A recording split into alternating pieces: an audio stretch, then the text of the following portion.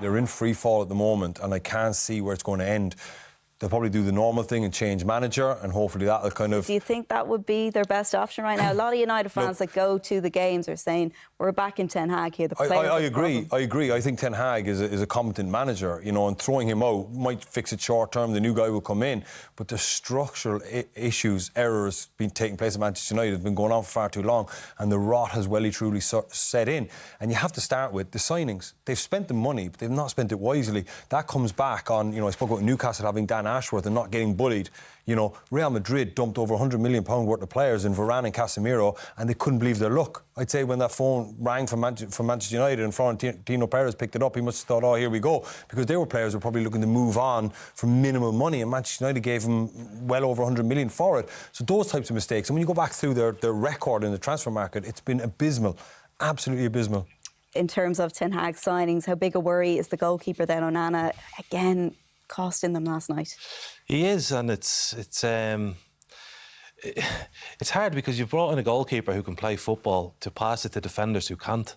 So he half doesn't want to give the ball to them. They're not shown in the right angles to receive it, and it's like Damien says, it's the recruitment's wrong. They haven't got a style. Like, so you buy a goalkeeper that doesn't fit your defence, or they've worked it all completely wrong.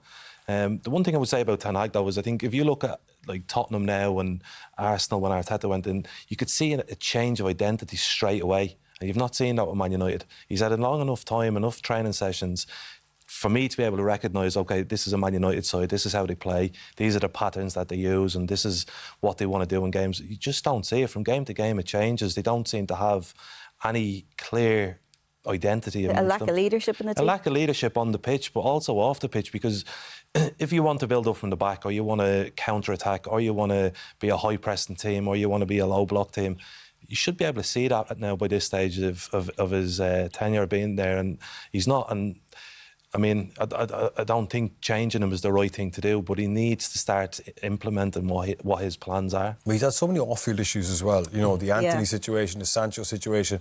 You know, without getting to peek behind the curtain, you know, how much influence has he had over the signings? Of course, Anthony, Onana, they're all players that he's worked with before, and he seems to have gotten what he wanted, but they just haven't worked out for him. And I just think that that's the culture. So you can come to Manchester United with the best of intentions, but as soon as you get in the changing room, if the culture is wrong and there's not a winning mentality and the acceptance of mediocrity is there, you're going to get dragged into what they're doing. Is he not trying to change, though? You see with the likes of Jadon Sancho and that kind of thing. Is he not trying to change that culture? He absolutely is, but you need to get certain players out. Players will set the culture. He's been there just over a year, though, Damien.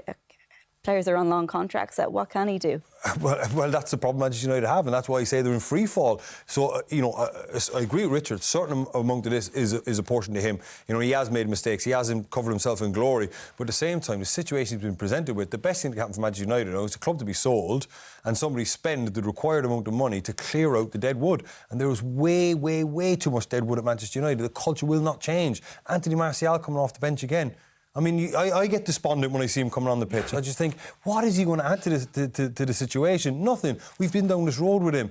That's part of the dead wood, the culture that needs to change. Harry Maguire is still at the football club. All these players should have been moved on, but I understand it will cost a fortune, a king's ransom, to get rid of those players. It's going to take forever. It could take 2 or 3 years.